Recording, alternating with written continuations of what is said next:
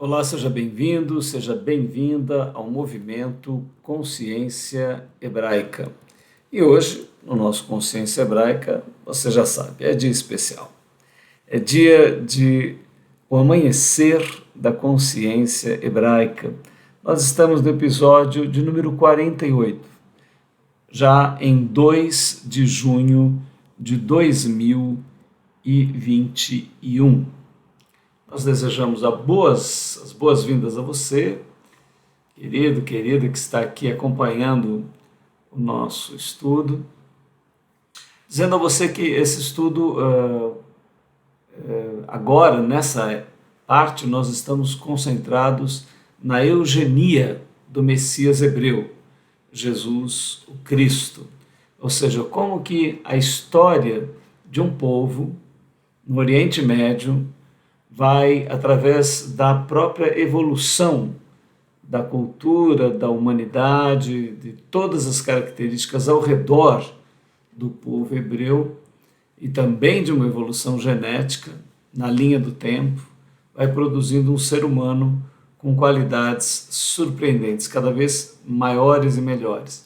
Esse alinhamento é feito pela própria divindade, Yahvé Elohim Adonai, e não é à toa que na história do povo hebreu tenham se concentrado tantos profetas, tantos homens e mulheres extraordinários que tinham uma ligação com a divindade surpreendente.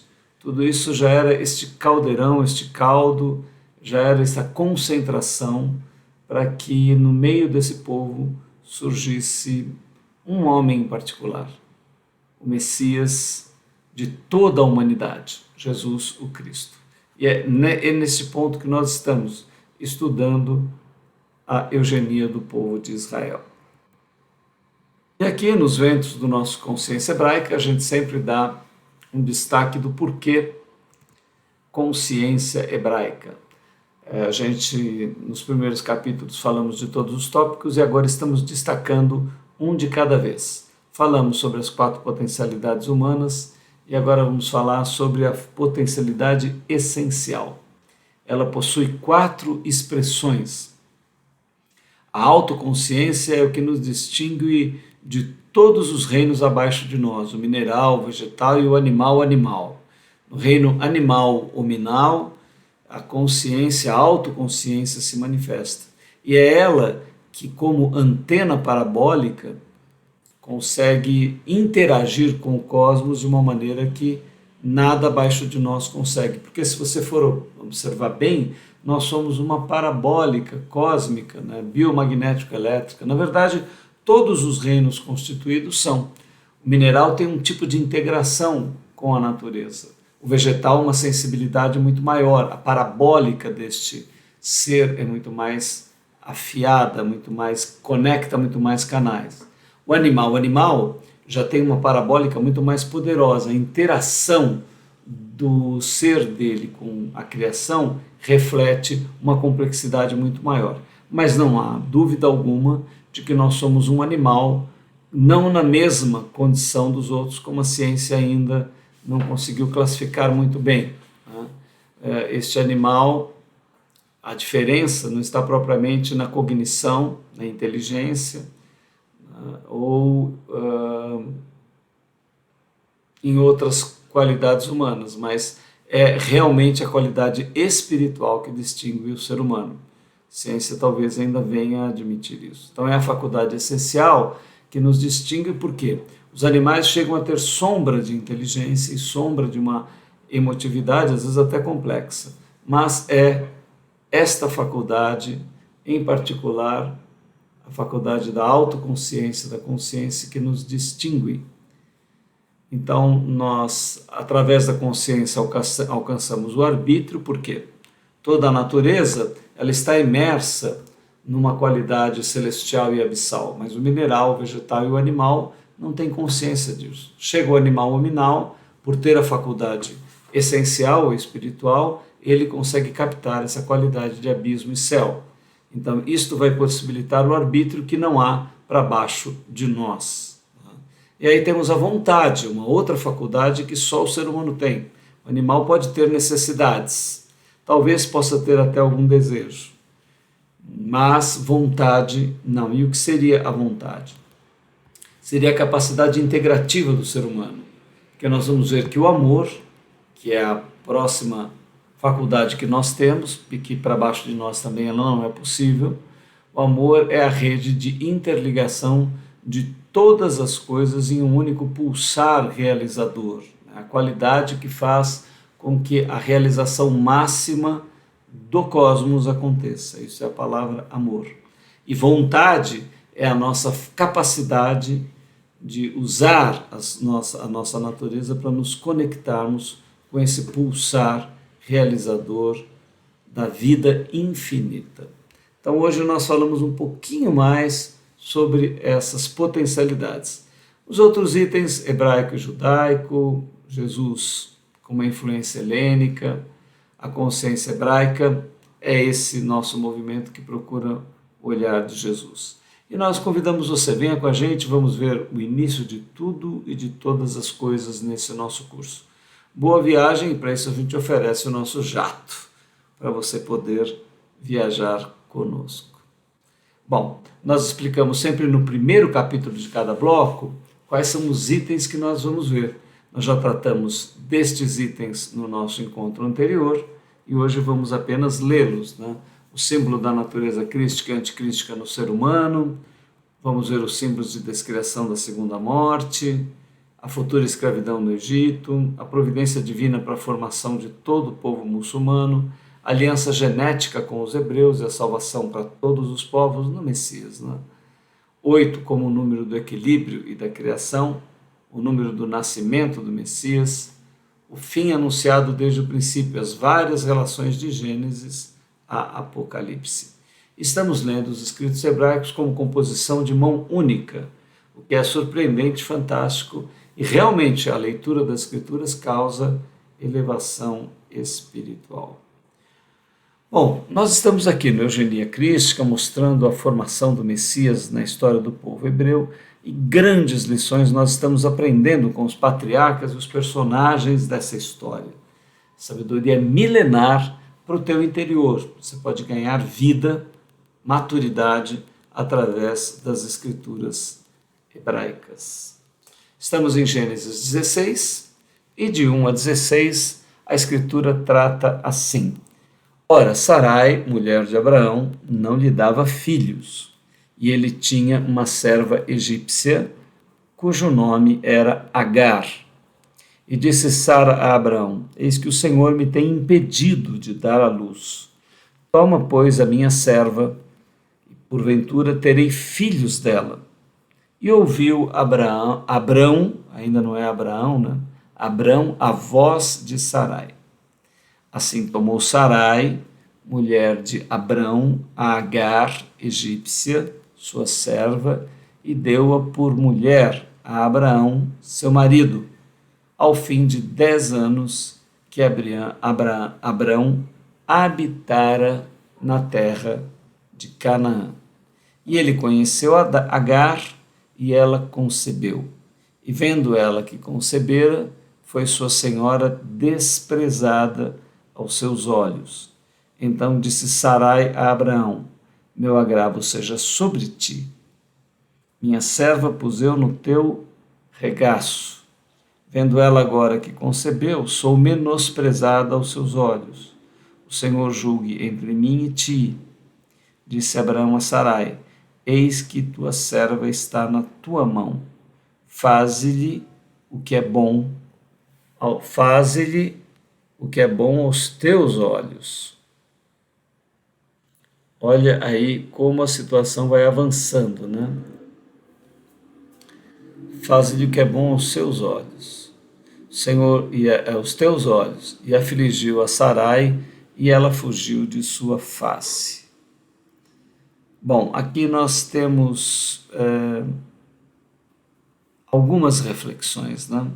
A importância da demora desta geração, a formação do povo árabe, o silêncio de Deus, as confusões sociais humanas. Queria refletir com você acerca de todos esses acontecimentos, né?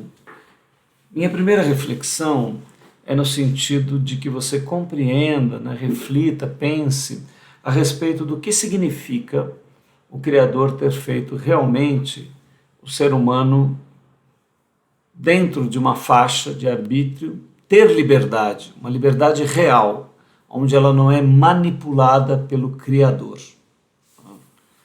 Então, isso é um fato. O Criador não nos manipula para que ele alcance o resultado que ele espera. Apesar de todo-poderoso, onissapiente, onipresciente, ele ter toda esta qualidade, sua proposta é de amor, uma proposta de relacionamento conosco. Então, há uma área que verdadeiramente o Criador, própria desejo e vontade sua, por própria expressão do seu ser, ele nos coloca com autonomia, com liberdade.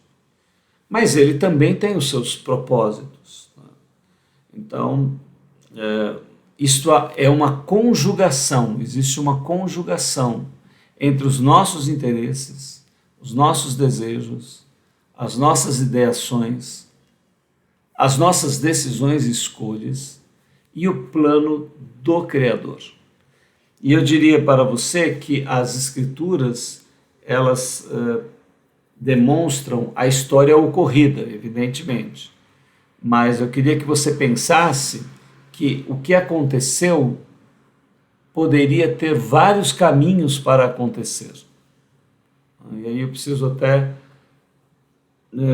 nós já falamos nesse curso do livro O Código da Bíblia. Se você assistir desde o começo, você vai ver o nosso comentário sobre esse livro. É um livro que trata de um matemático que, através de análise combinatória, colocou a Bíblia lá dentro e aí ele descobriu fatos que ainda estavam para acontecer com palavras contidas na Bíblia. Não vou detalhar mais do que isso. Você pode voltar e até adquirir o livro e entender a história desse matemático israelita. Mas quando perguntaram para ele, então, se o destino, né, se o futuro estava todo determinado, ele deu uma resposta muito sábia.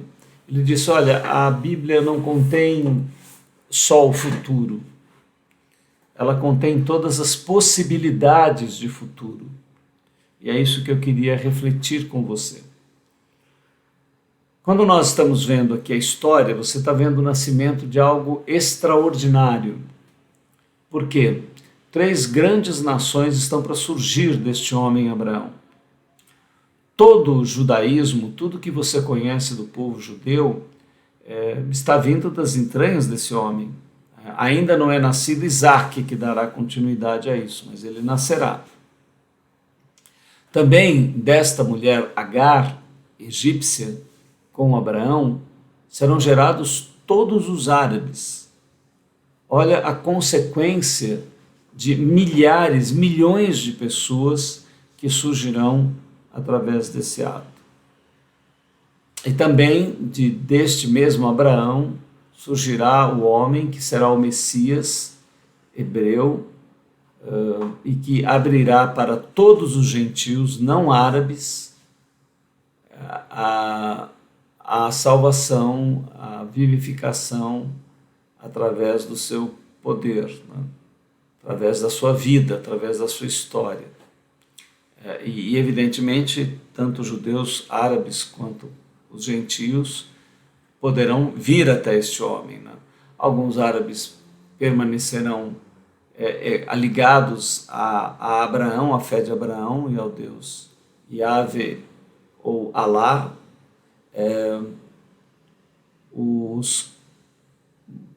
Todos os judeus estão abertos a também aceitarem o Messias, mas aqueles que não o fizerem permanecem ligados a Moisés, a Torá e a Yahvé Elohim Adonai, ao Deus de Abraão, Isaque e Jacó. E todos dentre a humanidade que receberem o Messias escrevem uma história com ele. Mas você vê a amplitude dos fatos que estão para acontecer. Então vejam, olhando a história, nós sabemos que era da providência e da previdência divina o nascimento do povo árabe. E isto iria acontecer. Mas os caminhos pelos quais isto acontece é que poderiam ser vários, né?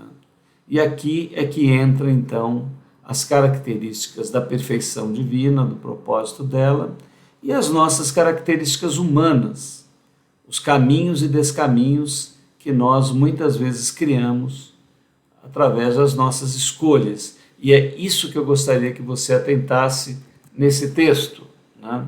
Não, vamos voltar aqui nesse texto para a conclusão dele, né? Então, primeiro fato que o texto nos deixa claramente, né? Não há filhos. Abraão já está com muita idade e não tem filhos.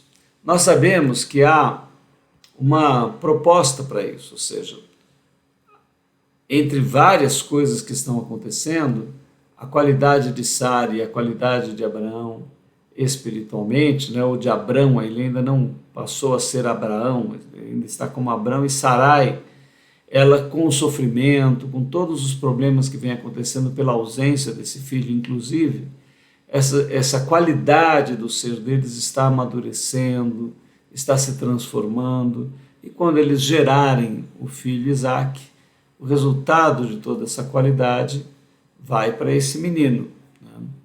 Mas também havia o plano de que os árabes nascessem. Então, Sara foi sensibilizada e decide não aguardar a promessa, né? Porque havia uma promessa de que Abraão teria filhos, mas ela decidiu tomar o recurso próprio. Então, isso de alguma maneira é uma atitude da Sara,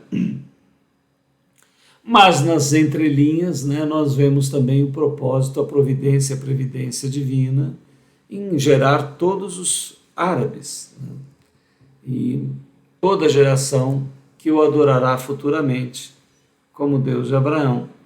Então Sara diz, olha, o Senhor tem me impedido de dar à luz.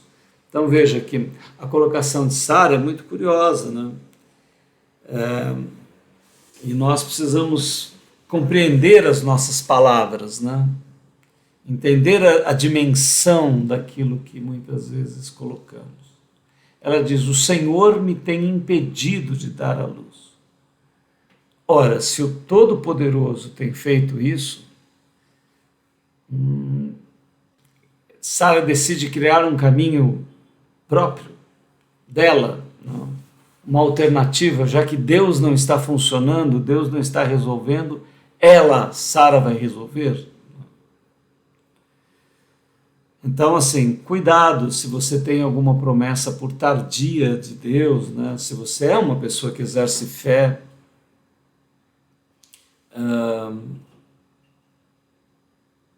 nós temos que ser ativos, sem dúvida nenhuma. Nós temos que ser proativos, nós temos que procurar dar soluções, né, resolver problemas. Mas, ao mesmo tempo, nós precisamos ter uma sabedoria em compreender o que é persistência e o que é obstinação, obsessão. Então, aqui, Sara é levada a pedir que Abraão tivesse relações com Agar. Então, isto cumpre o plano da entrelinha de Deus, mas demonstra também no interior de Sara uma outra característica. Você diz, mas se Sara então não tivesse tido essa dificuldade, os muçulmanos não nasceriam? Sim, eles nasceriam. Mas quais seriam as outras alternativas? Milhares delas. Sara poderia gerar Isaque, depois ela morrer e ele tomar Agar, como tomou Quetura, que foi uma outra esposa que ele teve após a morte de Sara. Enfim, muitas coisas poderiam acontecer, mas entra o arbítrio humano e às vezes entram os nossos sentimentos, desejos, entram também nossos complexos interiores e dificuldades, e aí as nossas decisões acabam gerando consequências.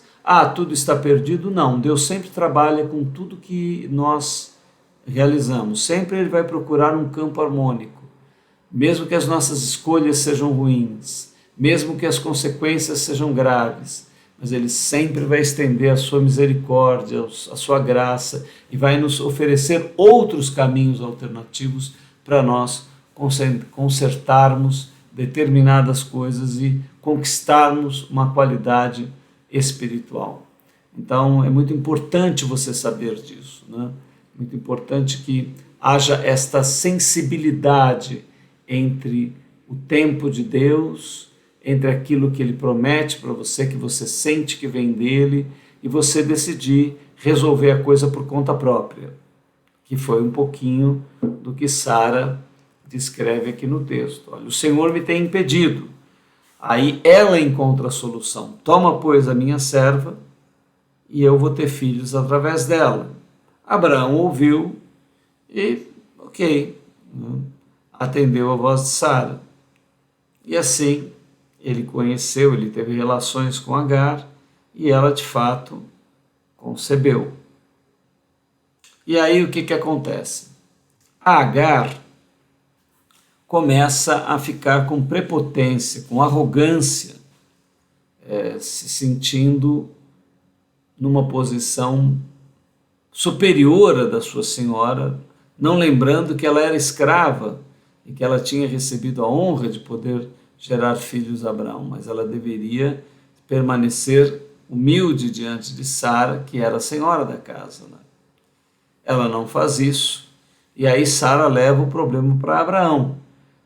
E ela diz: meu agravo seja sobre você, minha serva pus eu no teu regaço, vendo ela agora que concebeu, sou menosprezada aos seus olhos, o Senhor julgue entre mim e ti.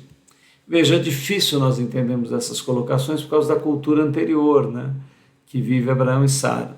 Mas assim, ela ao tomar essa decisão e pedir para que ele fizesse isso, não foi um pedido de Abraão, né? Sarai que deu essa ideia, essa sugestão, mas a escrava era dela, né? Ela teria o filho através da escrava. Quando a arrogância e a prepotência da escrava surge, pelo fato dela dar um filho a Abraão, ela se levanta. E agora Sara está dizendo: olha, eu fui condescendente, eu visei o objetivo de te dar filhos, e agora essa mulher se levanta contra mim. Então, que esse agravo que aconteceu comigo seja lançado sobre você. Eu quero te perguntar, eu fiz um esforço te cedendo para essa mulher, e agora eu estou numa situação muito ruim. E Abraão, então, fica numa posição difícil, né? Porque ele, certo, viu que Agar realmente estava com essa arrogância e prepotência, e Sara criou a aparente solução, e agora ela está com um problema e ela ainda agrava a situação com Abraão. Então aqui começam a existir as disputas humanas, né? A arrogância e a prepotência da Agar, a Sara, a vingança dela, e aí as coisas vão se tornando cada vez mais difíceis. Então nós criamos algumas alternativas e depois não lidamos bem com ela, não nos responsabilizamos por aquilo que escolhemos, né? E aqui ela agride a mulher, não entra em detalhes como, mas ela aflige, ameaça talvez, né, a Sarai, e ela foge, né? Então nós vemos aqui uma outra coisa interessante. Não há nenhuma palavra de Deus condenando essa situação. Normalmente, quando ele não concorda, ele envia mensagens dizendo da sua não concordância, nesses pontos críticos da história. Nesse momento, a divindade se cala, né? Por quê? Porque os árabes estão no propósito dele. Ele ama este povo que vai surgir. Ele tem alianças com esse povo. E agora a decisão foi de Sara, ela a tomou livremente. E isso estava para acontecer mesmo, independente da forma em que ia acontecer. E aqui então permanece sobre Sara essa decisão. Continuando, no verso 7 está assim: o anjo do Senhor achou junto a uma fonte de água no deserto junto à fonte do caminho de Sur. E disse: Agar, serva de Sarai, de onde vens? E para onde vais?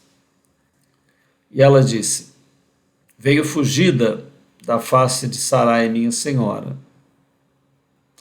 Então disse o anjo do Senhor: Torna-te para a tua senhora e humilha-te debaixo das suas mãos. Disse-lhe mais o anjo do Senhor: Multiplicarei sobremaneira a tua descendência, que não será contada, por numerosa que será. Disse-lhe também o anjo do Senhor: Eis que concebeste, e darás à luz um filho, chamarás o seu nome Ismael, porquanto o Senhor ouviu a tua aflição. E ele será homem feroz. A sua mão será contra todos, e a mão de todos contra ele, e habitará diante da face de todos os seus irmãos. E ela chamou o nome do Senhor que com ela falava: Tu és Deus que me vê. Porque disse: Não olhei eu também aqui para aquele que me vê? Por isso se chama aquele poço Beer-Lahai-Roi. Eis que está entre Cádiz e Bered. E Agar deu à luz um filho a Abrão. E Abrão chamou o nome do seu filho, que Agar tivera, Ismael. E era Abraão da idade de 86 anos, quando Agar deu à luz a Ismael. Bom, aqui você vê as consequências, né? Então o anjo pergunta qual é o propósito de Agar, né? Quando ele diz: de onde você vem, Agar? Para onde você vai? O texto tem, além de uma situação geográfica, um questionamento, né? Escuta, qual é a tua atitude? Qual é o teu comportamento? Então ela vinha da arrogância e da prepotência sobre a sua senhora. E ela certamente iria para a morte, porque se não há um recurso, ela iria morrer ali. E o anjo está dizendo: olha, eu te recomendo algo. Veja como é que o texto continua. Ela disse que vinha fugida, ela não entra em detalhes, né? Não fala da sua prepotência nem arrogância. E o anjo vai dizer a ela: torna-te para a tua senhora e humilha-te debaixo de suas mãos. Bom, o lugar que ela vinha era a arrogância e a prepotência. O caminho que podia se desenvolver era o de morte, mas tinha um antídoto. O antídoto era a humilhação. Então, deixa eu comentar algo com você, né? Falar algo que pode falar com a tua vida e com a minha vida, né? Muitas vezes nós estamos vindo de um lugar da nossa existência que não é bom, e estamos indo para um lugar pior ainda. E às vezes o antídoto para isso é nós mudarmos a relação no nosso interior. O que o anjo recomendou para que houvesse uma mudança de sentido? Humilhação. Que ela se humilhasse nas mãos de Sarai.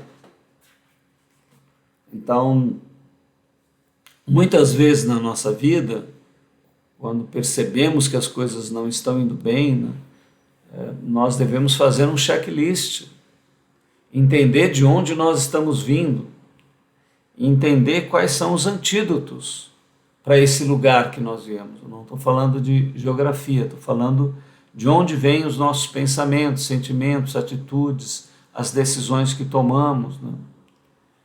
E muitas vezes nós podemos evitar. As escrituras, por exemplo, falam que alguns homens morrem antes do seu tempo, né? Porque alimentaram padrões de comportamento físico, mental, emocional, espiritual, social, negativos, e isso antecipa estados de morte na pessoa, por falta de sabedoria, por falta de entendimento.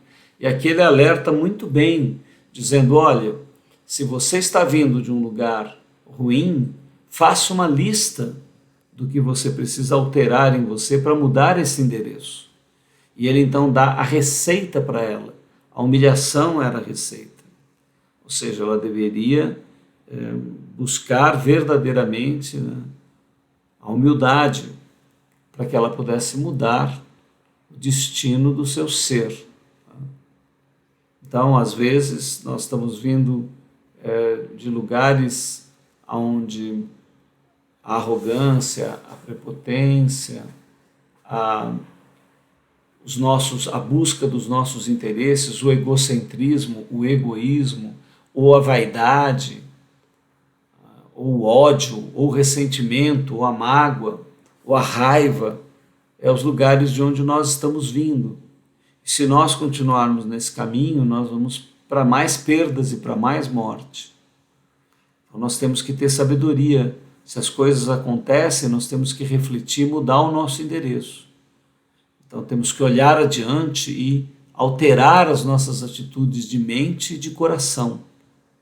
Às vezes nós temos que desculpar com alguém, às vezes temos que restituir alguém, porque você prejudicou e retirou algo de alguém.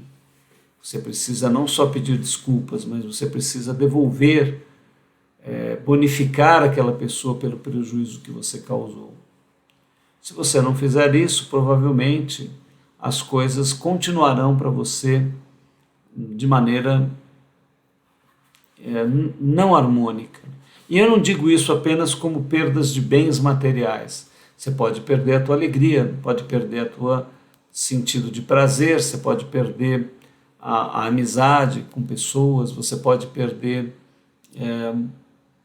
o teu trabalho, a tua dignidade, você pode perder bens, né, também incluídos. Quer dizer, várias coisas podem acontecer se você não mudar a trilha, não mudar o teu caminho. Lá na frente, Jesus vai nos dar ferramentas maravilhosas, né?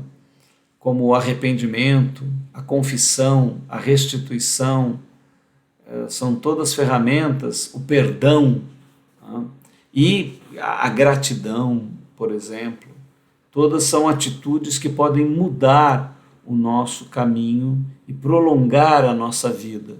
Então reflita bem aqui sobre esse texto e veja o que de prático você pode tirar para o seu dia, né? Como nós dizemos aqui em cima, grandes lições sobre a vida e muita sabedoria milenar para o seu interior. Então ela vinha de um lugar e a resposta aqui, a solução, era a humilhação. E ele disse, olha, se você fizer isso, ele agora faz promessas para ela. Quando você muda o teu comportamento, as promessas vêm, elas se mostram favoráveis ao teu ser, né? Multiplicarei sobremaneira a tua descendência, que não será contada por numerosa que será. Ora, isto aconteceu. Quantos são os árabes hoje no mundo inteiro? Milhões de pessoas, porque esta mulher decidiu mudar o caminho dela. Disse-lhe também o anjo, darás à luz um filho, chamarás o seu nome Ismael. O Senhor ouviu a tua aflição. E agora ele dá algumas características, né? Ele será homem feroz e haverá muita beligerância, muita guerra, muita luta. Eu te pergunto, né? Será que isso é uma coincidência que descreve um pouco o povo árabe? Olha, esse texto tem milhares de anos. Você tem toda a história aí para você dar uma olhada. Será que essa palavra teve um sentido? Chamarás o seu nome Ismael, porquanto o Senhor ouviu a tua aflição. Ele será um homem feroz. Então já começa dando uma característica que vai marcar esta geração. E será um homem de guerra, de luta, beligerante. A sua mão será contra todos, e a mão de todos será contra ele. E habitará diante de todos os seus irmãos. Então, nós percebemos que aqui há uma sabedoria muito grande, né? O ambiente que esse menino vai nascer, as coisas que vai acontecer com ele, vão determinar gerações e gerações. E a própria atitude de Agar determinou, inclusive, que essas gerações existissem. Então você veja a sabedoria que ocorrerá. Inclusive, lá na frente, né, quando o profeta Maomé, o profeta Muhammad nasce, ele irá trazer o seu povo para o Islã para a obediência ao Deus de Abraão, mas não será com rosas e com amor e da maneira como Jesus convidou os povos a virem para o caminho do conhecimento do Pai Celestial. Ele irá guerrear com seus próprios irmãos, vencendo todas as tribos idólatras e convertendo todas elas através das armas, das forças, ao Deus de Abraão. Veja que isto tudo está bem harmônico com o texto que nós acabamos de ler, um texto milenar. Muito interessante tudo isso. E aqui nós continuamos, o texto continua, Gênesis 17, 1, 27. Sendo, pois, Abrão da idade de 99 anos, apareceu o Senhor a Abrão e disse-lhe: Eu sou o Deus Todo-Poderoso.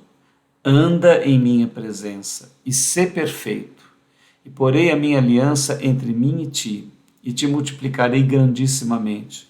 Então caiu Abrão sobre o seu rosto, e falou Deus com ele, dizendo: Quanto a mim, eis a minha aliança contigo, serás o pai de muitas nações, e não se chamará mais o teu nome Abrão, mas será Abraão, será o teu nome.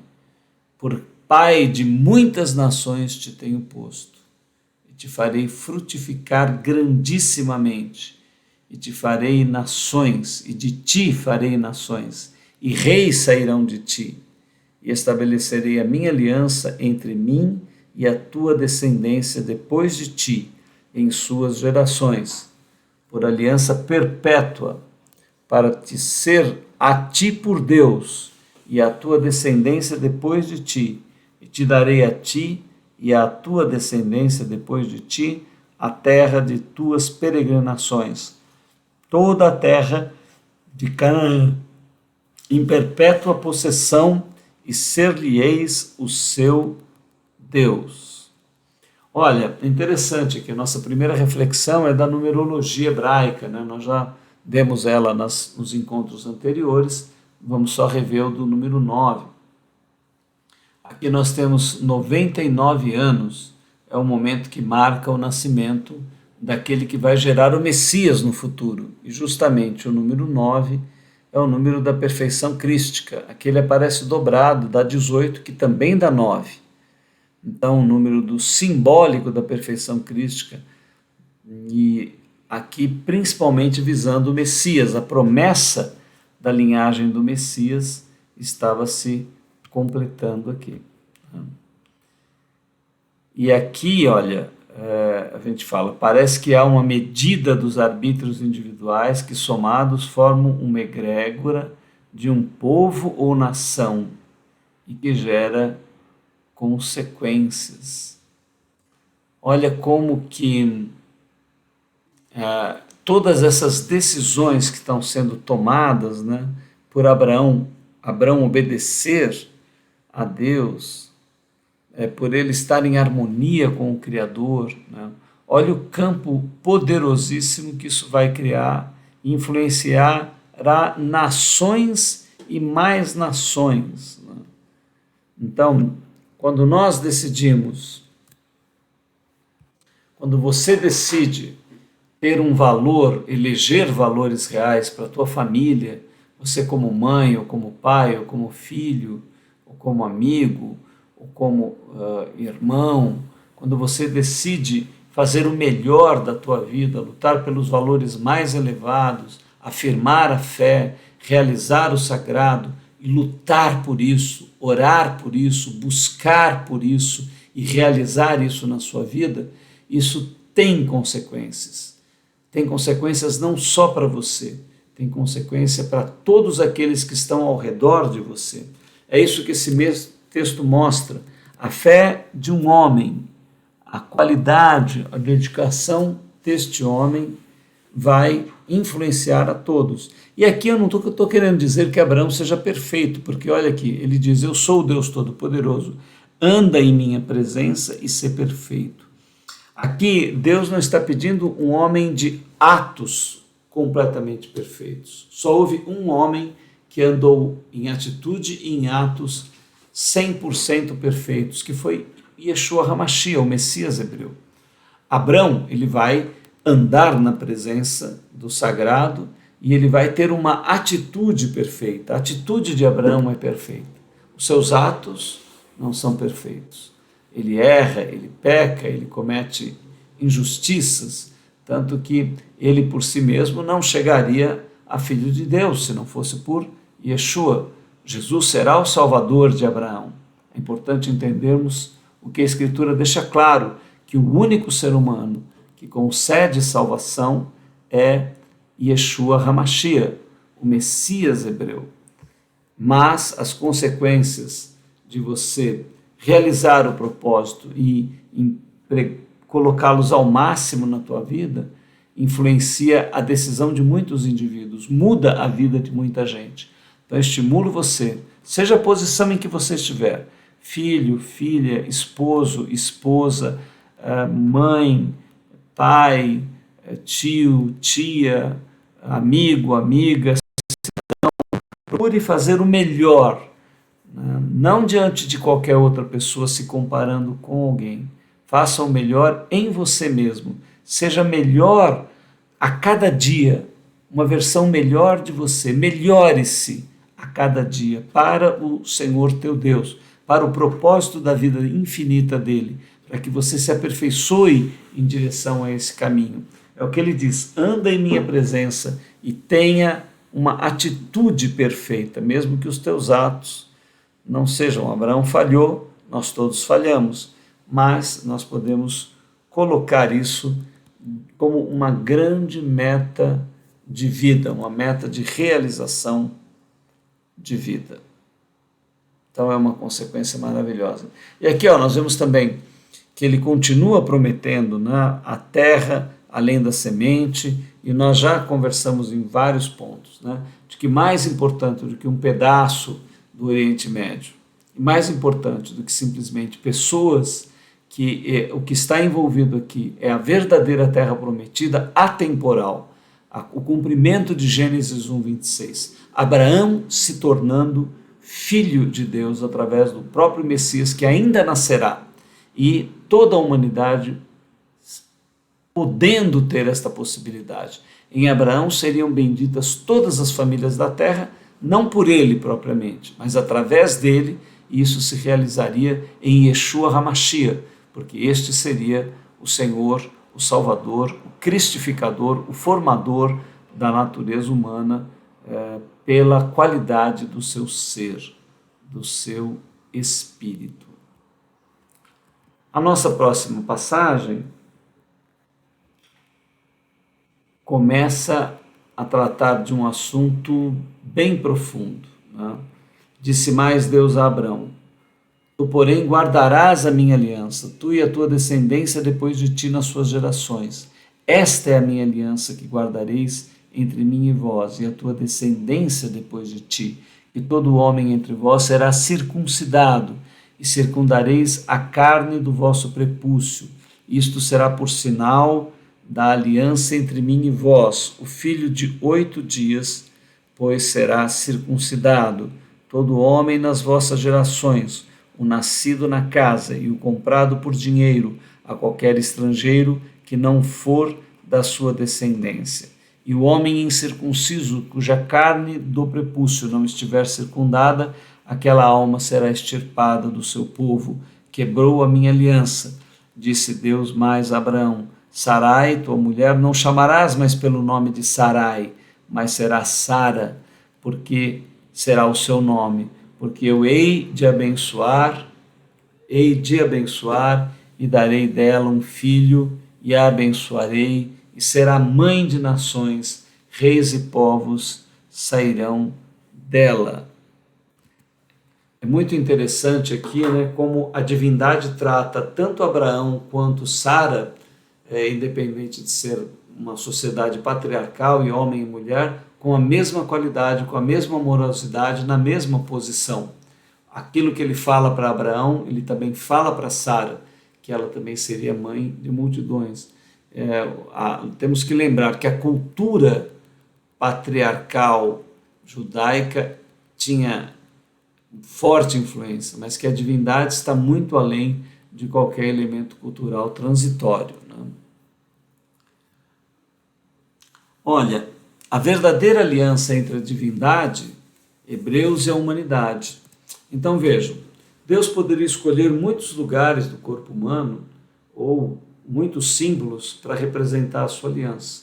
O que ele vai escolher? A área genital.